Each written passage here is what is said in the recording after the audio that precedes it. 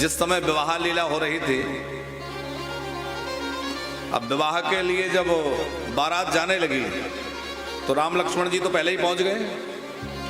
बारात बड़ी अनुपम है, बड़ी दिव्य बारात है जो कहीं देखी सुनी नहीं गई, ऐसी अद्भुत बारात थी। तमाम हाथी, घोड़े, रथ, देवता, तमाम लोग चले जा रहे हैं।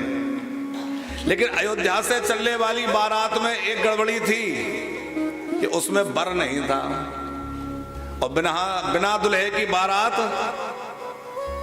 शोभा नहीं देती, कहते हैं ना, बिना दूल्हे की बारात। तो बिना दूल्हे की बारात हो गई। अब जहां से भी, जिस नगर से, जिस गांव से निकले, हर कोई पूछे कि दूल्हा कहां है, दूल्हा कहां है। बोले दूल्हा तो है नहीं। तो दशरथ जी ने जाकर के वशिष्ठ जी से कहा, गुरुजी बड़ी समस्या है, हर कोई कहता है दूल्हा कहां है, क्या कहें। वशिष्ठ जी ने कहा कि ऐसा करो, भरत जी को ही दूल्हा के रूप में सजा दो और भरत जी को दूल्हा बना दो। राम जी जैसे तो दिखते ही, हर कोई यही समझेगा यही दूल्हा है।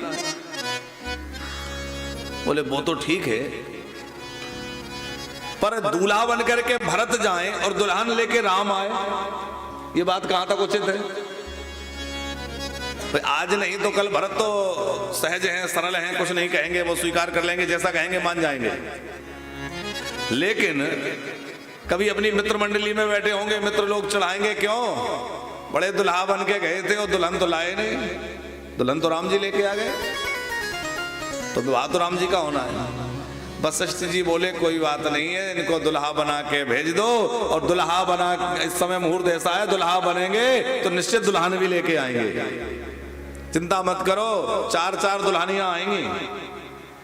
जैसे जन्म के पहले कह दिया था धराओ धीर हो वहीं सुतचारी, वैसे ही कह दिया कि अब धैर्य धारण करो, 4-4 दुल्हन आ जाएंगी। तो बोले फिर तो शत्रुघ्न जी को भी दूल्हा बना देते। बोले नहीं नहीं, अभी तो भरत को दूल्हा बना दो। भरत जी को दूल्हा बना के ले गए। बड़ी आनंदमयी लीला है भरत जी की। ये तो भूमिका की कथा है, कल से हम लोग 2 दिन वो कथा सुनेंगे जहां से वनवास के बाद भरत जी का चरित्र चित्रकूट की यात्रा है, क्रमशः कथा सुनेंगे। जब विवाह हो रहा था, चारों लाल जी का विवाह हुआ और कोहबर में ले जाया गया।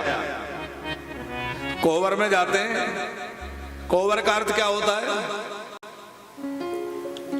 वर कौन है, श्रेष्ठ कौन है, माने दुल्हन श्रेष्ठ है कि दुल्हा श्रेष्ठ है, ये देखा जाता है, इसलिए उसका नाम है कोहबर।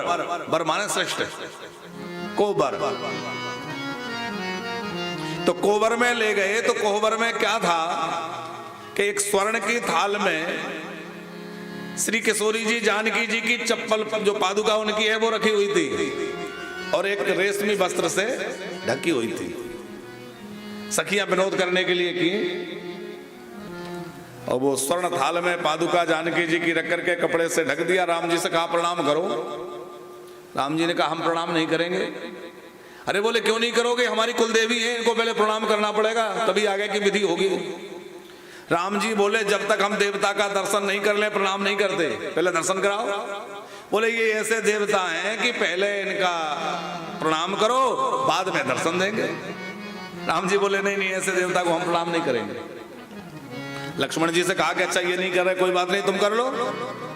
लक्ष्मण जी बोले हमारा तो एक ही नियम है कि हम प्रणाम श्री राम जी को ही करते हैं, और किसी को प्रणाम नहीं करते। जहां राम जी प्रणाम नहीं करें, हम क्यों करें। तो लक्ष्मण जी ने तो बिल्कुल मना कर दिया कि नहीं नहीं, हम प्रणाम नहीं कर सकते, हमारे देवता तो, हमारे सब कुछ तो श्री राम है। शत्रुघ्न जी की ओर सारा किया। सखियों ने शत्रुघ्न जी से कहा तो आप प्रणाम करो। बोले देखो अब हम तो बड़ों की बात मानेंगे, जब बड़ों ने प्रणाम नहीं किया, हमारे बड़े भैया श्री राम ने, लक्ष्मण जी ने प्रणाम नहीं किया, तो हम कैसे कर रहे हैं। अब केवल भरत रह गए। भरत जी से कहा कि देखो अंदर प्रवेश तभी मिलेगा जब यहाँ प्रणाम करोगे, तो अब तो आप अकेले बचे हैं, प्रणाम करो, हमारी कुलदेवी है ये। और भरत लाल जी साष्टांग लेट गए। साष्टांग ऐसे प्रणाम नहीं किया, साष्टांग दंडवत प्रणाम। सखियों ने वो वस्त्र हटा दिया, पादुका प्रकट हो गई और हंसने लगी ताली बजा के देखो ये राजकुमार ने जो है पादुकाओं को प्रणाम कर लिया। और भरतलाल जी ने जैसे ही जानकी जी की पादुकाएं देखी तो उनको उठा करके हृदय से लगा लिया।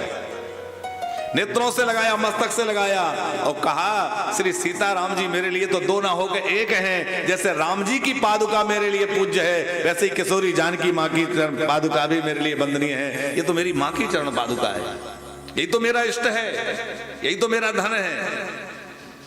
भरतलाल जी का भाव यह है कि भले ही मुझे प्रणाम करना पड़े, मेरी हंसी हो जाए, मेरा जो हो जाए, लेकिन राम जी की लीला में कोई रुकावट नहीं आनी चाहिए। अब जब तक मैं प्रणाम नहीं करूंगा राम जी को प्रवेश नहीं मिलेगा, प्रवेश नहीं मिलेगा तो आगे की लीला कैसे होगी, कोहबर की लीला कैसे हो, तो आगे की लीला संपन्न हो। इसलिए भरतलाल जी साष्टांग लेट के प्रणाम करते हैं। लक्ष्मण जी ने कहा भरत भैया आप भी जो है, अरे यहां इतना प्रणाम करने की क्या आवश्यकता थी। अब देखा ना सखियों ने कितना व्यंग किया, ताली बजाई, हंसने लगी।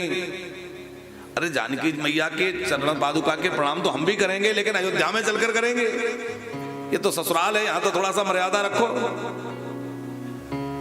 राम जी खड़े हुए हैं, मुस्कुरा रहे हैं।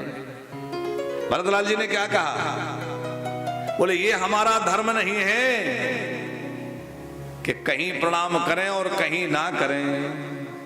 हमारा तो सदा सर्वदा एक ही भाव है कि जहां श्री सीताराम जी के चरण कमल मिल जाएं, उनकी चरण पादुका मिल जाए तो उनकी चरण पादुकाओं को हम दंडवत प्रणाम करते हैं, खूब दंडवत प्रणाम करते हैं। सीताराम जी की लीला खूब आनंद से होनी चाहिए, हमें और कुछ नहीं चाहिए।